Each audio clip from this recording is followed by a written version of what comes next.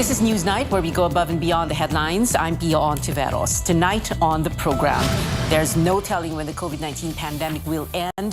In the 19th Congress expect in the first State of the Nation address of President Bongbong Marcos. And tale as old as time, a Filipino-American will shine. Grammy Award-winning artist Her will suit up as a Disney princess later this year.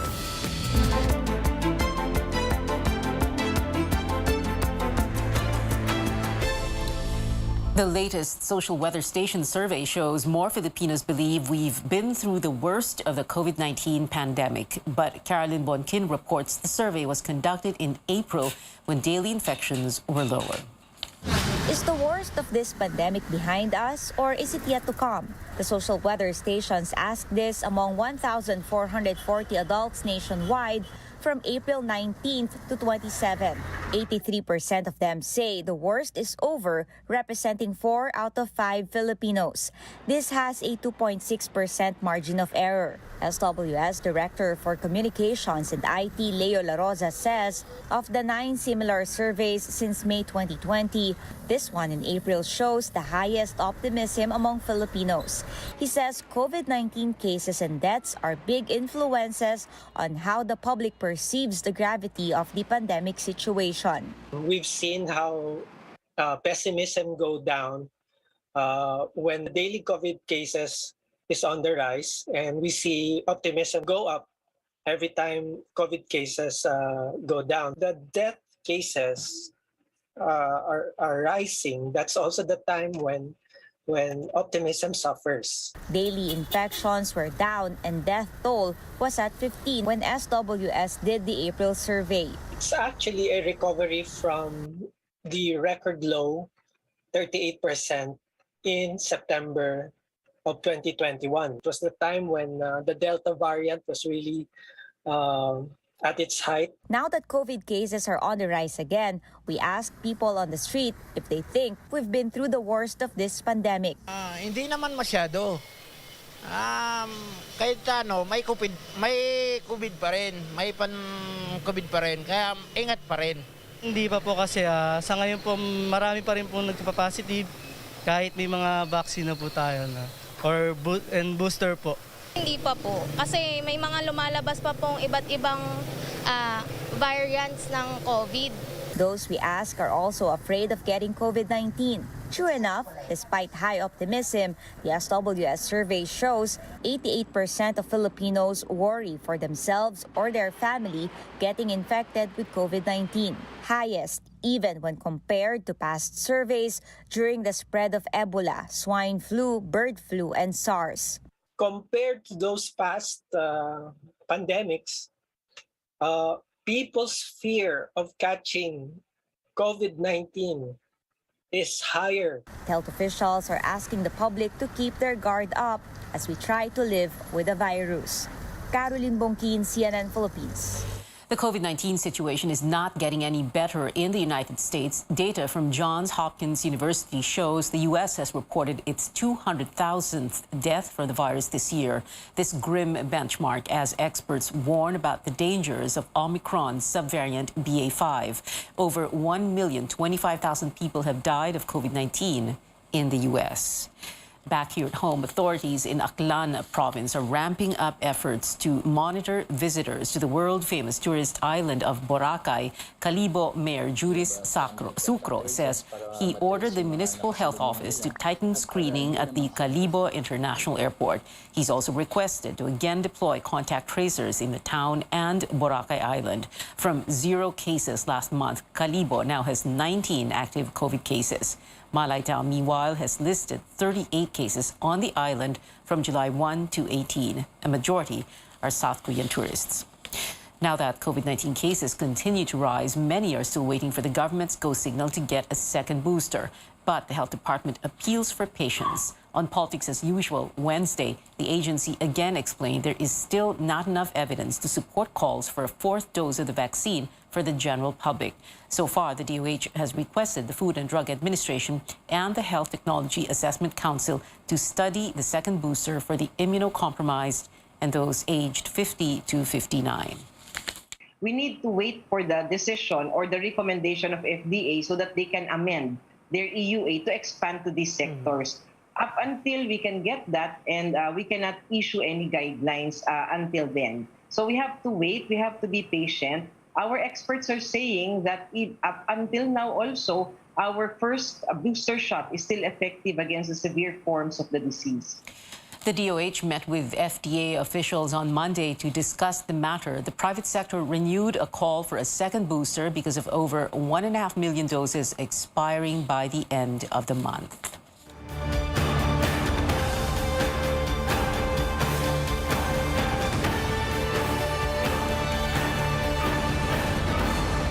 Another official joining the Marcos administration, Yogi Filemon Ruiz, is now the new commissioner of the Bureau of Customs. President Marcos administered the oath of Ruiz Wednesday. Ruiz previously served as the Philippine Drug Enforcement Agency regional chief in Central Visayas before moving to the Customs Bureau in 2017 as the director of its enforcement and security services. Ruiz faces the challenge of leading the agency, which has been plagued by corruption allegations for decades. The Justice and Interior Departments now working hand in hand on a program to improve the justice system.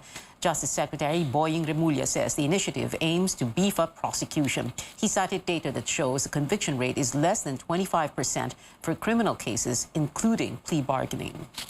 We are not really getting a passing rate.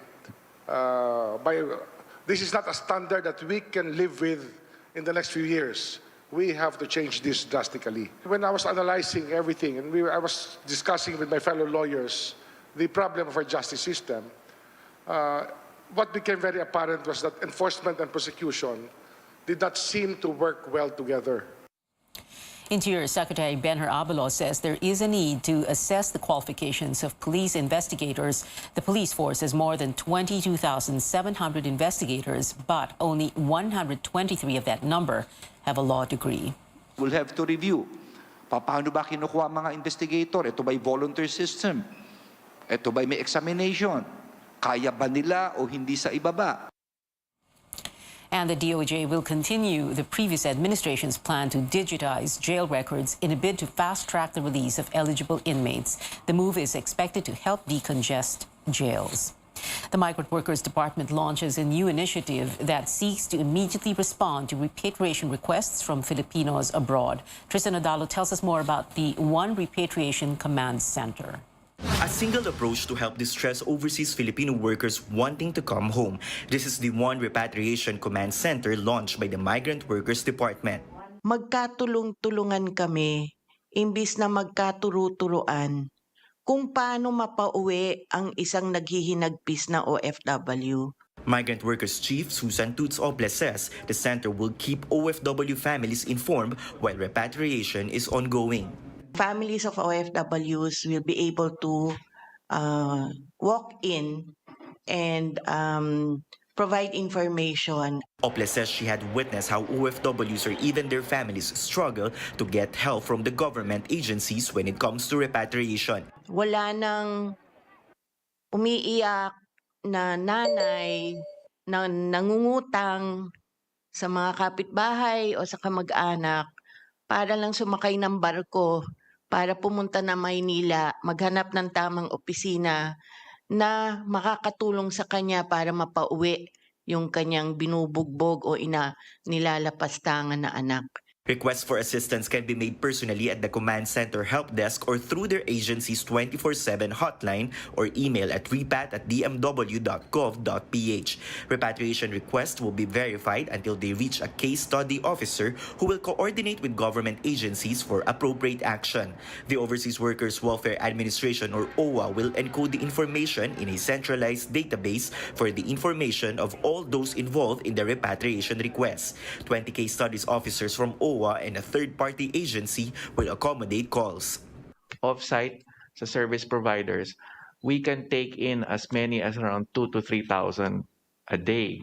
The Philippine Overseas Employment Agency has received close to 10,000 repatriation requests from 2021 to 2022 and OWA with over 9,000 requests. Overseas workers say they want to come home to avoid being locked up by their employers, contract violations, maltreatment, and medical conditions related to COVID-19, among others. Middle Eastern countries are in the top 5 with most repatriation cases. The Migrant Workers Department also tells OFWs and their families to manage expectations when making repatriation requests. The Philippine government also needs to coordinate with host or destination countries to facilitate repatriation once cleared. Tristan Odalo, CNN Philippines. Up next, what do senators hope to hear from President Marcos during his first State of the Nation address? And a Filipino-American singer is set to play Belle of Beauty and the Beast in an anniversary special. Keep it here on Newsnight, where we go above and beyond the headlines.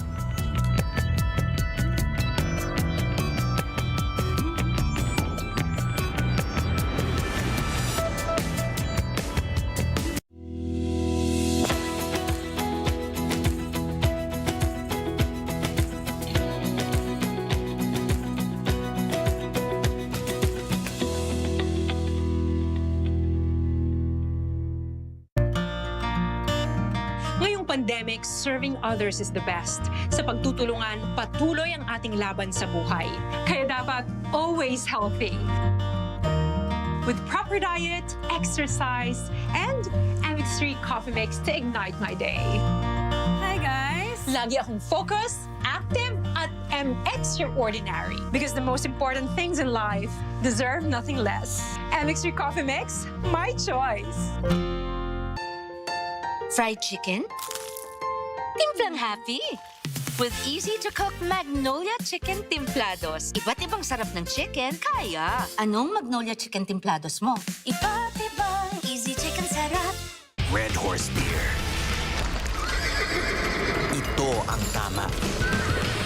Sarap ulitin ng lakas ng tama pero di wasak.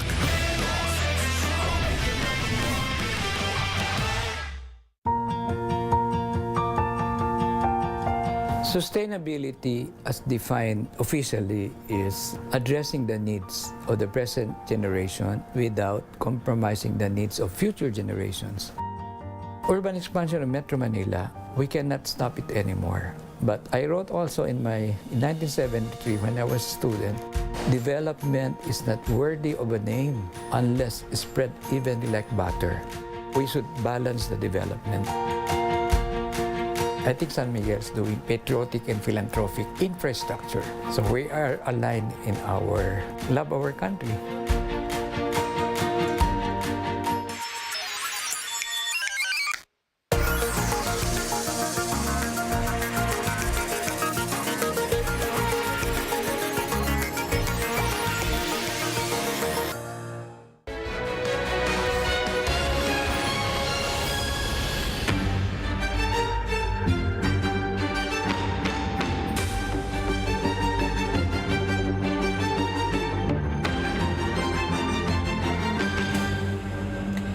Welcome back. 4 days before the State of the Nation address, we asked senators what they hope to hear from President Marcos. Amor Santos tells us their expectations reflect those of most Filipinos.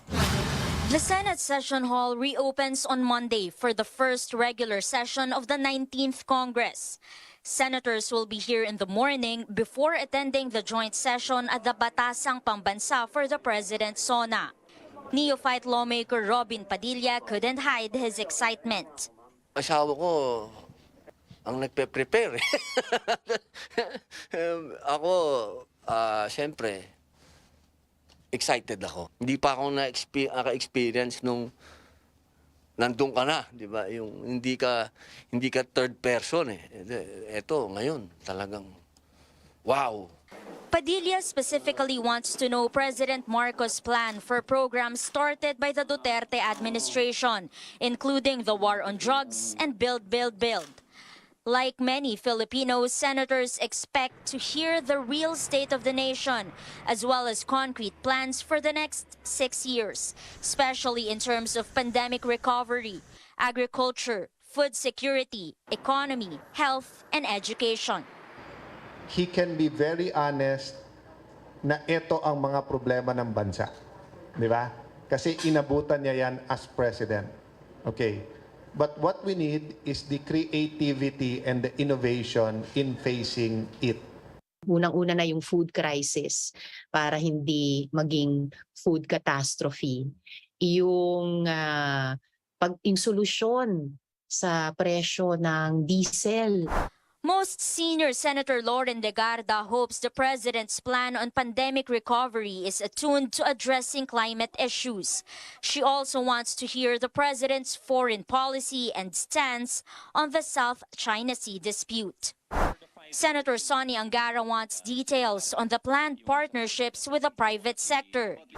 Also a priority concern is the country's 12.7 trillion peso debt, according to Senator Coco Pimentel, who's eyeing the minority leadership. For returning Senator Alan Peter Cayetano, President Marcos should also take steps to unite the country following the divisive elections. I'm not saying ilibing yung mga issues na valid, but it's time to work together. It remains to be seen whether Senators Alan and Pia Cayetano would reinforce what's seen as a two-member minority bloc in the Senate. Opposition Senator Risa Ontiveros maintains the minority is ready to do its job, with or without new allies. Ako naman, bilang oposisyon, kahit parang gusto nilang i-evoke ulit yung imahe ng strongman, importanteng manatili yung partisipasyon ng mamamayan. Sana matuto ang kasalukuyang administrasyon sa nakaraan. Meanwhile, Senator Mig Zubiri is expected to be elected Senate President, and he continues to promise an independent supermajority. Amor Santos, CNN Philippines. In the 18th Congress, most priority measures of former President Duterte hurdled the House of Representatives despite internal power struggles and challenges brought about by the pandemic. Now with President Marcos' cousin poised to become Speaker, what can Filipinos expect from the House in the 19th Congress? Cian Arcangel reports. Save for two controversial bills, the supermajority in the House of Representatives of the 18th Congress delivered on most of the former president's agenda. Congressional support was strong. 23 out of the 27 bills certified by Duterte became laws, according to the Presidential Legislative Liaison Office. Key legislation from the House include the Anti-Terrorism Act, reducing corporate income tax rates, and amendments to the Retail Trade Liberalization and Foreign Investments Act. The bills were passed despite a leadership tussle that rocked the House in October 2020. An informal session at a clubhouse outside the Batasang Pambansa elected Marinduque Representative Lord Alan Velasco as Speaker after Taguig Representative Alan Peter Cayetano refused to honor their term-sharing deal. University of the Philippines Political Science Associate Professor Jean Franco credits unhampered lawmaking to the bureaucracy in and out of the House. You have the Presidential Legislative Liaison Office, you have the Secretariat of the House, that in a way will also try to maintain a semblance of continuity. But it was not smooth sailing for two controversial proposals by the president. His push for federalism and restoring the death penalty did not get past committee level. Franco says lawmakers were not ready for a major change in the government system. Federalism is such a huge endeavor and would entail a total overhaul not only of the political system but as well as the economic system. It's difficult, it's expensive, and I think it also lacks more detailed explanation. When the 19th Congress opens on July 25th, majority of representatives are expected to elect a speaker, later Representative Martin Romualdez, the cousin of President Bongbong Marcos. Romualdez says he expects Congress to be receptive to many of the administration's priority measures. No hindrances are anticipated. We've talked about it with the economic managers, with their counterparts in the Senate. We're looking forward to a very, very smooth, functioning Congress, both houses po. On Monday, President Marcos will deliver his first State of the Nation address before a jam-packed plenary hall. At the same podium and rostrum where his late father, former President Ferdinand Edralin Marcos, delivered his first speech at the newly built Batasang Pambansa 44 years ago. With 31 million votes to his credit, the nation waits for directions from President Marcos to navigate through a period of health and economic crisis. Cian Arcangel, CNN, Philippines. Plenty of notable firsts in President Marcos's first SONA. We give you a rundown of the facts about the chief executive in part 2 of my SONA series. This is the first time for a president whose father built this Batasang Pambansa and delivered the first SONA here in 1978. The elder Marcos declared martial law in 1972 through his critics in jail and padlocked Congress, the old legislative building, now the National Museum, where the younger Marcos took his oath on June 30th.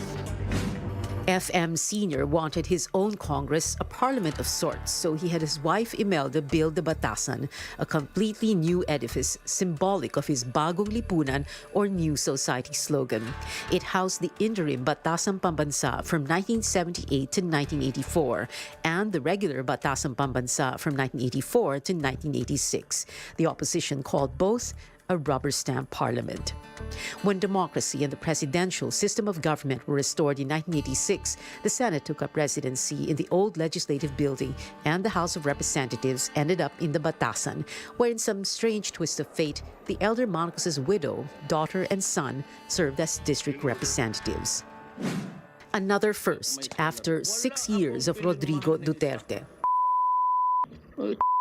Talagang bully ako. We won't hear a president either cursing, speaking extemporaneously, or deviating from a prepared speech, which Duterte did in every single one of his addresses, with the glaring exception of 2018, where he stuck to the script, speaking for only 48 minutes. But that was because of another first. The chief executive was made to wait because the House of Representatives was busy unseating its speaker. And still another first. Bongbong Marcos is the first president to deliver a SONA who is a junior. There's more trivia that has nothing to do with firsts, but everything to do with BBM. He is the 17th president, but the 7th president of the 5th Republic that came into being when the 1987 Constitution was ratified. The third child of a president to become president in his or her own right. The first was Gloria Arroyo, daughter of Diosdado Macapagal, president from 1961 to 1965. The second was Noynoy Aquino, son of Cory Aquino, president from 1986 to 1992. Marcos is the 11th senator to become president, the 11th to have served as congressman, the second president from Ilocos Norte, the 11th president to be proclaimed by a legislature, and the 7th president to be elected to a single 6-year term, a provision expressly placed in the 1987 Constitution to guard against another dictatorship, not unless a congressman has his way. Catch the third and final part of the series tomorrow right here on Newsnight. On Monday, July 25th, CNN Philippines will bring you President Marcos's first sauna straight from the Batasang Pambansa in Quezon City at 2 in the afternoon. Tune in to our live coverage also of the opening of Congress, both the Senate and the House of Representatives, beginning at 9:30 a.m. Poll watchdogs sound the alarm as Congress pushes for another postponement of the December 5 Barangay and Sangguniang Kabataan elections. Lawmakers want the polls to be rescheduled to next year or even to 2024 to divert the 8.4 billion peso budget to pandemic and infrastructure projects. Watchdogs believe this is not the way to save funds as expenses are already accumulating with election preparations. Hindi totoo na masasave natin itong 8 billion na to or 8.4 billion na ito para kung hindi natin to gagawin. Kasi gagawin din naman natin eh. Hindi ko alam kung saan ang wisdom noon ng mga nagpo-propose ngayon. Paano naman yung mga barangay na hindi maayos yung kanilang barangay SK official? So kailangan na nating ibalik sa mga tao yung karapatan na paltan o i-re-elect ulit yung mga barangay SK officials nila. Another election watchdog, NAMFREL, says many youth leaders serving since 2018 are already overaged. More stories here on Newsnight. No signs of stopping for BTS. 4 members releasing a new song with 2 chart-topping artists next month. And an appeal for help from the family of this track and field icon who's battling breast cancer. Stay tuned.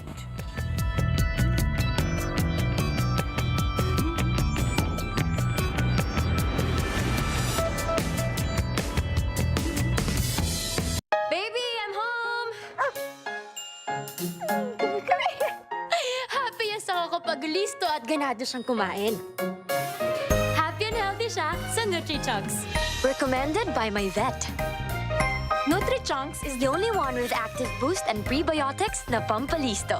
Made with real meat and fortified pa with essential nutrients that help keep him strong, healthy, and happy. Listo ganado sa NutriChunks.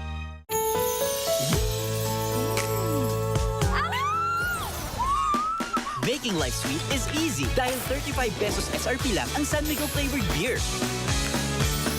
Make life sweet with San Miguel flavored beer.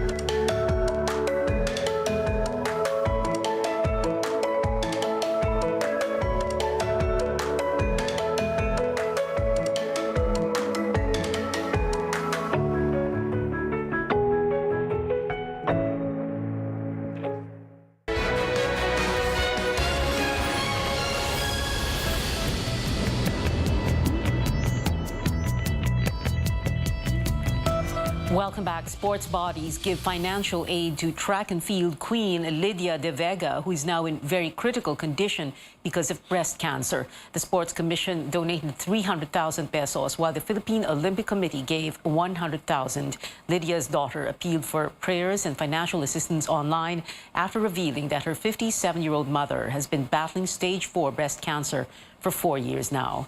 Lydia De Vega is one of the most decorated athletes in Philippine sports. She was dubbed Asia's fastest woman in the 1980s, holding national records for over 3 decades. In the NBA, James Harden stays with the Philadelphia 76ers, but with a contract worth less than a previous deal. ESPN reports the 2018 league MVP agreed to a $68.6 million two-year deal, $33 million set for the season. Harden said in an interview with the Associated Press that he declined his $47.4 million option last month, so the money could go towards a better lineup for the championship. Philadelphia recently signed Harden's former Houston teammates PJ Tucker and Daniel House. On to entertainment news. BTS armies can look forward to yet another collaboration from the K-pop sensation rapper Snoop Dogg, producer Benny Blanco, and BTS's Jin, Jimin, V, and Jungkook are releasing the track Bad Decisions on August 5th. The music video will come out the same day. Danish singer-songwriter Maximilian is ready to serenade Filipino fans after waiting 2 years to come to the country. The artist behind the viral hit Beautiful Scars will perform at the Eastwood Mall in Quezon City on Friday and the Venice Grand Canal Mall in Taguig on Saturday. CNN Philippines New Day got a preview of what fans can expect for his two-night concert. Just sing one. I mean, Beautiful Skies. I wrote that song for me. All right. That's it. I'm not gonna fight back what I've become. Yeah, I got bruises where I came from, but I wouldn't change if I could restart. I ain't gonna hide these beautiful skies. I've been going way too hard on myself. Guess that is the reason I've been feeling like hell. But I wouldn't change if I could restart. I ain't gonna hide these beautiful scars. Maximilian also said the Filipino community back home helped the 2019 track skyrocket to fame. For a tale as old as time, Grammy-winning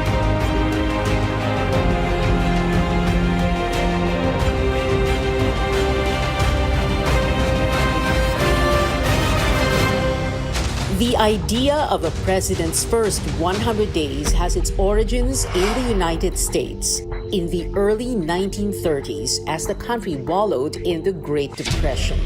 The brave and bold actions that then President Franklin Delano Roosevelt took would define both his first 100 days and the rest of his presidency.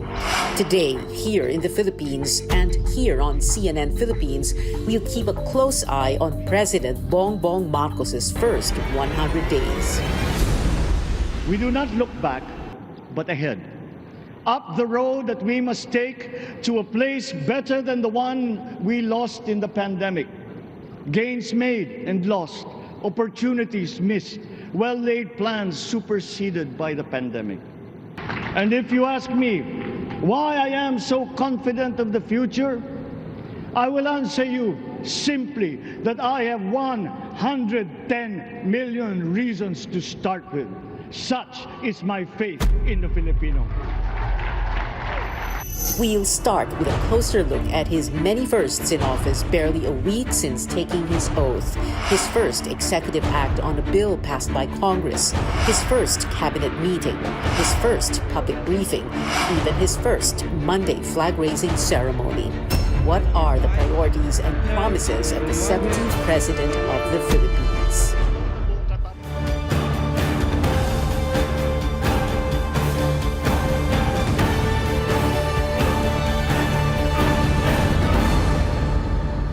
Good evening, I'm Pia Ontiveros. Welcome to your weekly political appointment fix, politics as usual. My guests tonight here in the studio, political analyst Richard Heydarian and former presidential spokesperson Edwin Lacerda. Hi, Richard and Edwin. Thank you very much for being here. You're all smiles. Parang ito na naman tayo.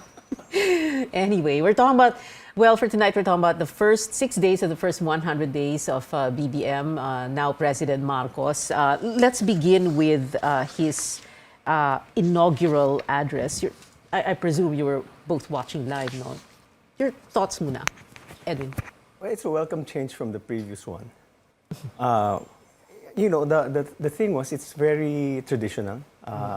It's a welcome change because there was a clear message that I will better the economy. But what one noticed a lot of certain statements which were not accurate. Like, But by and large, it was what do you, like which ones like were inaccurate? he mentioned a number of things about the father. He mentioned that he had the biggest approval mandate in history. That's not true because by percentage was you don't count it by the number of people who voted because that's a function of population, but rather you count the percentage, which is a function of total number of voters who voted for him. So there's a big difference. As against the voter turnout. As against the voter turnout. Yeah. So it's only 58%. That's about, if I'm not mistaken, he has the third highest. Third, mandate. yes, third. So, yeah.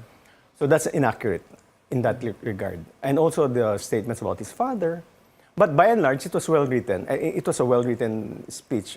From somebody listening to it, you'd welcome that. Yeah, and for someone who's worked for a president, worked in Malacanang, And it's also good for the international community because the diplomats would not be if it was delivered in Tagalog like how Pinoy did it, I'm sure they were just listening but not knowing what's being spoken. But here the international community, more importantly the international community, because they're the ones where our economy is in a difficult situation. So you want the international community to be assured that, hey, this is a new guy coming in, LC, predictability of business rules and all that. So that's something that by and large welcome. But locally, of course, those the critics would point out the false statements. But I think from a quite an objective point of view, it was something that a president-elect had a good delivery.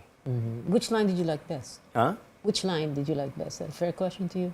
Well, it's really basically on the soundbite thing. Diba? It's about your pangarap mo, pangarap ko. But the other thing also, I mentioned this previously, he didn't mention corruption. Because that's also a staple of each president when he comes in. He will promise that he will wipe out, curb corruption at least. Right. Here, he didn't even invoke fighting corruption, which is, I would understand that because he's a Marcos and the legacy of the father being one of tainted with corruption would not sit well and would even be attacked by the critics. So might as well leave that out and let's say some things. And he spoke about unity also. I mean, it is a very unifying... Unity, he didn't talk about the 31 million who voted for him, but the 110 million. As he should be. As he should, no? As he should, because he's now the president of the entire country. Hirap naman to start quarreling. Yes, oo. On Tama day naman. one, ano? Richard? Yes, now suddenly I regret not having coffee. Not my 100%. Pwede pa tayo magkabol ng kapens mo. First of all, the question I have is who helped with the speech, right? Who wrote the speech? We see a lot of rumors being thrown out there, and later now mag-name drop maybe off the record. Ayun na. I don't know. I mean, I heard even people maybe Edwin can better say I have that. some, but it's also... Yeah, we have to confirm. But speaking of that, I mean, the whole event was screaming nostalgia, right? I mean, the last president that gave a speech in that place was President Manuel Rojas. This is a wartime president. We're coming out of the ashes of war. He's asking on people to help him, for the nation to rally behind him. Well, you see very much a parallel there. He's saying we're coming out of pandemic. There are a lot of problems. So at the same time, even the critics would say that was a breath of fresh air, as nostalgic as it was. Even the style of his speech, I mean, it looks very much like his dad, right? The way he angles like that and gets the speech out. He's his father. Right, but considering we are coming from Duterte, some would say it's a breath of fresh air. I even heard critics saying that we're jumping from fire to the frying pan. So it's quite an improvement from what we had in the past. Yeah. Moreover, it was a speech that was a masterpiece in navigational politics. I mean, the way he navigated very thorny issues, right? He mentions Ukraine, but doesn't take sides. He mentions pandemic. He kind of talks about mismanagement, but doesn't criticize Duterte, right? He gives credit to his dad. At the same time, he say, let's not dwell too much on the past. Let's look forward, right? I mean, if you look at it, it was very well navigated. I mean, the way the speech was constructed. Again, I was saying, who helped with him? Is this his speech, etc.? And then the other thing is clearly he was talking to the international audience. You had the Governor General of Australia there, Wang Qishan, the right-hand man of Xi Jinping there, the second gentleman of US there. I think that's why there was a lot of English. And not only any English, the prose was really meant to impress the international community. So I think Marcoses are aware that there's a certain reputational problem they have to deal with. He wants to visit the White House. He wants to go to the West. And so I think he was visiting trying to the also White House. impress the international community. That was very clear. That's all very much I saw with the inauguration. Yeah. So who wrote it? Who helped write it? I don't know. I heard na baka matroll ako sa Twitter. Although one of those guys that I suspected blocked me on Twitter, so I don't know if it's really him or not. Oh, we so can talk we about. You tweeted about who blocked you? No, We'll he check. blocked me Okay. before, but let's get that. All right. Oh, one other thing about the inaugural, ang daming nagre-react the inaugural medallion, the souvenir. No, there was a lot of reaction from netizens who were, well, Lenny supporters, Lenny voters, no. Ano yan, ba't ang bilis naman magpagawa, etc. Edwin, you have institutional knowledge kasi you used to... Traditional yan eh. Each president issues a medallion except for Cory, post-EDSA. I remember Digong's noong 2016. Si I had the picture. Pinoy meron din, Yes. si Digong meron din. So it's we're living in a very polarized society right now. Unlike previously, for instance, in 2016, it was also polarized, but not quite as polarized because it became an issue of Marcos versus to a certain matagal na yung labanan eh. It's been a long-drawn battle between Lenny and Bongbong Marcos way back in 2016. So it's a quite the passion we were discussing. The passion was really intense. So you could see that anything that comes out from the Marcos side, which is pictured as being luxurious, is immediately attacked. But historically, medallions have been given as part of a memorabilia of a incoming president. You want to say something about Well, I mean, people even made issues out of his watch, right? So, like, if people are gonna zoom in what is in the watch, right, and what kind of gestures people were making before the speech, I'm not surprised. I mean, I think the new president or any president in the future has to get used to this. This is about the information ecosystem as much as it's about the polarized political environment. I was thinking, what if I'm the president and then I make a slip of tongue or something like that? People are gonna exaggerate this spliced video phenomenon. This is the reality. So, it may serve you one day, it may serve in the other. You're under a microscope and then Exactly. pag ganyan, no? Someone as 24/7 news cycle. I mean, this is just the reality we're going to face right now. And I think the Marcoses, right, they may have won the presidency, but they're not the kings. We're not in an absolute monarchy, right? So there's going to be freedom of expression. There are a lot of people who are not happy or passionately against him. So I think this is something that will be the lay of the land for the foreseeable future. The fact is, presidents live in a fishbowl. And that's a staple for every president. The thing, however, is that people are commenting on the very, very formal style because there's nothing yet substantive. Except, for instance, perhaps for the first statement that he made, which was a mistake, saying that he doesn't believe in the June inflation rate. That's quite substantive. Oh. We'll talk about that mamaya. Wait. Right now, balikan kasi natin there's yan, nothing to speak of substantively. Well, That's it's why- too early, right? It's too early. It's day 6 pa lang. We're talking about day 6. Day 6 of the first 100 days. And then, teka, sabi mo, fishbowl. Pero kanina sabi ni Richard, frying pan. Ano ba talaga? But anyway, wait. Let's go talk to about very quickly metaphors before we go to break. The veto on this special economic zone for Bulacan, quite controversial in the sense na, ano nangyari dito, di ba? Para bang, how did you look at that, Richard? Well, I mean, look at it. Over the past month or so, there has been a lot of, let's call it, who's the boss, kind of moves, right? Whether on the appointments on D&D, everyone was expecting it will go to Sara Duterte. It went to someone else. Speaker of the House, everyone was expecting it to go to someone else. You get what I'm saying? And so I see this also is about showing the boss, right? Like maybe the previous administration had certain preferences, had certain networks of businessmen they wanted to work. We're going to start from scratch, or we have a different take on things. Now, on the issue, of course, look at it. He didn't only cite fiscal risk. He discussed environmental issues. He even discussed national security consideration, considering that Clark is close to Subic, right, and some of our military facilities.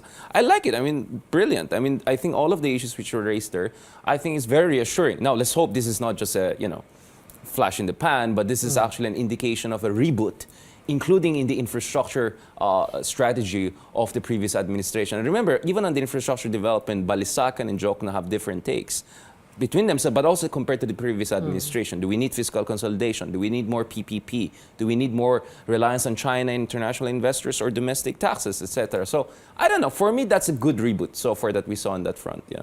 When we come back, we're going to talk about the first cabinet meeting and that agriculture cluster meeting that was held on Monday, July 4th. We'll be back after this quick break. Stay tuned.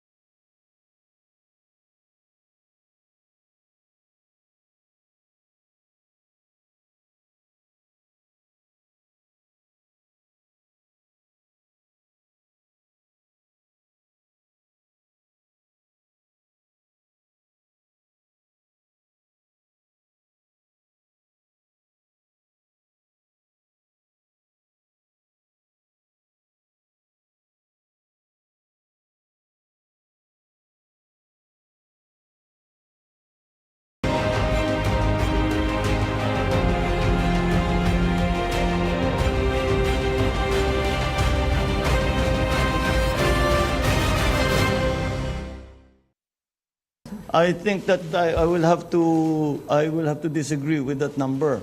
We are not that high. We have crossed our targets were less 4% or less. Unfortunately, it looks like we may cross that threshold. Tatawid tayo sa 4%. Let me begin by saying that the President's disbelief at the 6.1% June 2022 inflation rate figure was misunderstood. Okay? He was referring to it as a full year figure when in fact the year to date, meaning January to June, average inflation rate is actually 4.4%.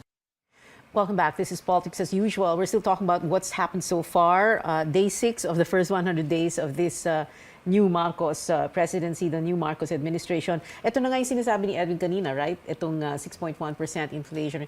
You had an interesting tweet about that. You said that... Yeah, because, coming from experience, I know that the president is always informed ahead of time. Inflation rate, GDP. In fact, RC is still the NEDA head.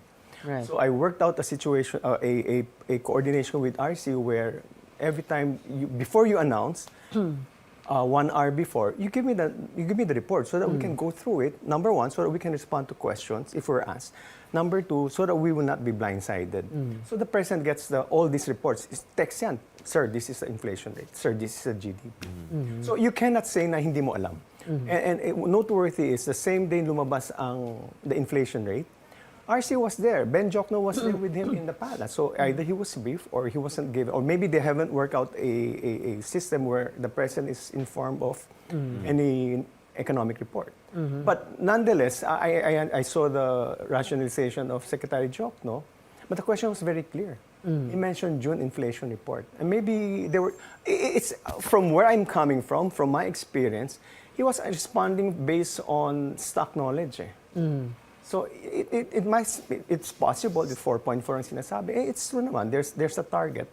But the question was very direct. Either he didn't hear it or it was really based on stock knowledge. But if you go through the PSA report, the reasons for the increase was food. So maybe better preparation. But they had this memorandum circular requiring CSW complete staff work for everything. You don't have to have a memorandum order for that. CSW is a required part of government in the same way that a briefing papers are required for any CEO. I mean, that's not something that we didn't have a memorandum order for a CSW. It started by Ramos. Yeah, and right.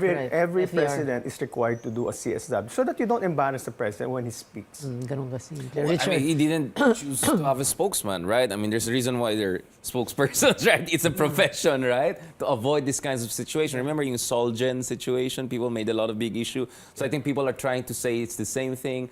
Well, I think the problem was when he tried to explain the situation, it became much more convoluted.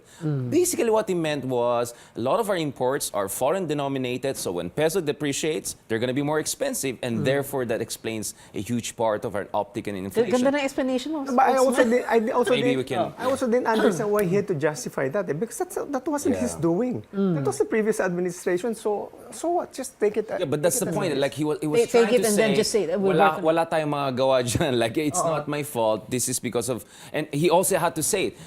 Hindi lang Pilipinas ang bumaba yung foreign exchange. Lahat ng mga Asian So when he tried to over-explain it, it got convoluted. So I think the issue is less about him denying the inflation rate. It's more about him not properly grasping the issue. At least that's what the critics were trying to say.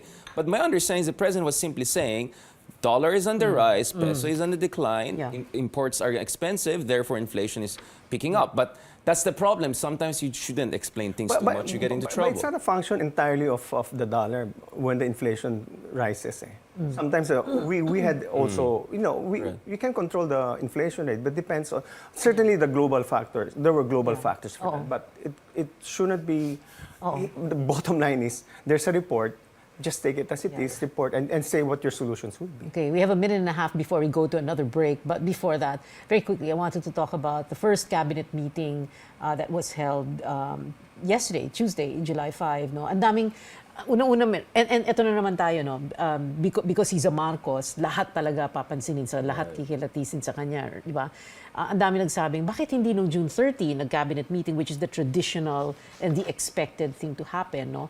I don't know. I can't remember kung We sino did, but you know, we did. Our first cabinet meeting yeah. was on the day of the inaugural, no? But It's not a requirement that it has to be on that same day. It's really the president formally gathering his cabinet, and you know, it was really informing everyone. These are my expectations and all that. It's natural. The first one. In fact, ours was not very long. It didn't reach 4 hours. Yeah, but is it an issue, as some netizens said it was, that why was it held on Tuesday, July 5, and not on June 30, Thursday? I think our countrymen should expect each president has his own style, his or her own style. So shouldn't be judging them from what your predecessor does it.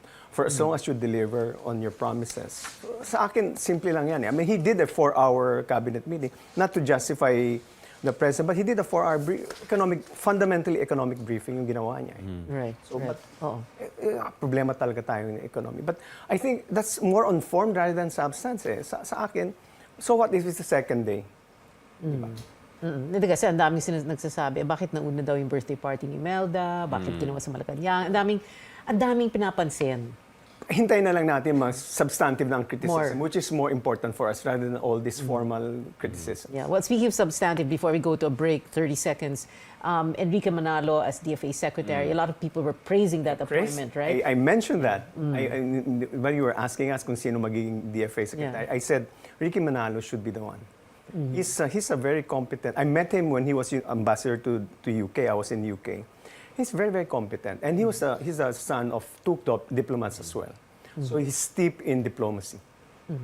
Wala pang DOH secretary, right? DOH, DNR, That's the point. DOE. I mean, yeah. That's why it's a bit of mixed baggage. I think. I mean, obviously they're going to be loyalists there. They're very competent technocrats there, progressive technocrats, even like Balisacan.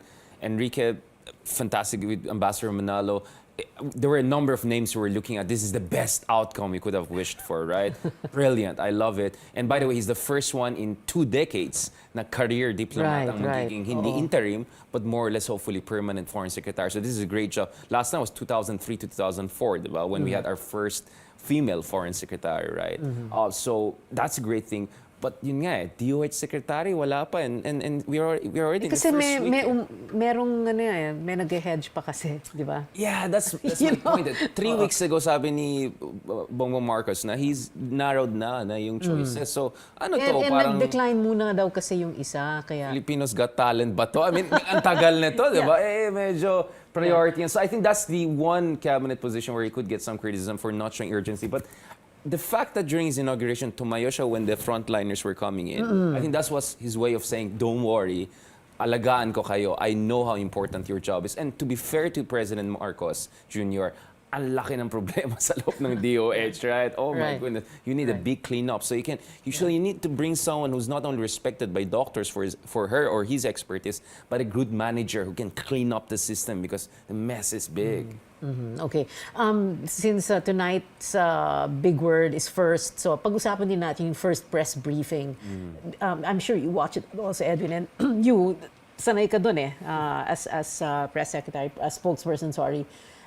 What did you think of the press briefing? You know, was the media, the Malacanang press corps, allowed to ask questions? You know, was it something we expected or something unexpected because we thought na? Yeah, I think he, except for that June inflation rate, he performed pretty well. I mean, mga nagtatanong, it's basically stock knowledge. It's basically stock knowledge because I know, they haven't really focused on what will be the executive decisions. Or he hasn't made any executive decision. If you notice in his cabinet meeting, he said that or in his briefing, he said, I'm going to give you free rein. I'll delegate responsibility of forming your own organization structure, whatever decisions. He left, for instance, for the economic team, the economic decisions to be made. But that's standard. But the thing is but it's basically broad statements, motherhood statements, nothing specific, which is okay because there's really nothing substantive yet or specific that they have discussed. But could he be the kind of president na, he recognizes that other people are the subject matter expert and therefore he would trust them, for example? Well, apparently, Pwede ganun. he trusted RC and Ben Jokno.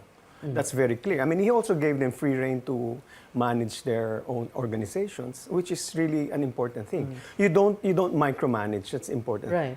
You can't. You cannot manage. Also, one thing, he mentioned that we plan to do 2 cabinet meetings a week. If it was me, no, I wouldn't do it. Once a week lang or? No, I don't think. What? Because give Once a them month? free rein. I mean, you don't have to, you can meet small groups eh. Like we did it every day. We met in small groups. I mean, cabinet. Yung clusters.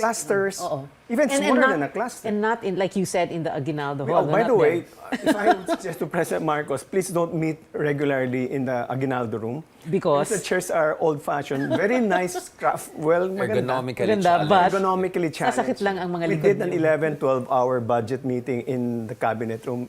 And then everybody was saying, sir, baka pwedeng palitan na natin ang sili. More from our guests when we return. This is Politics as Usual.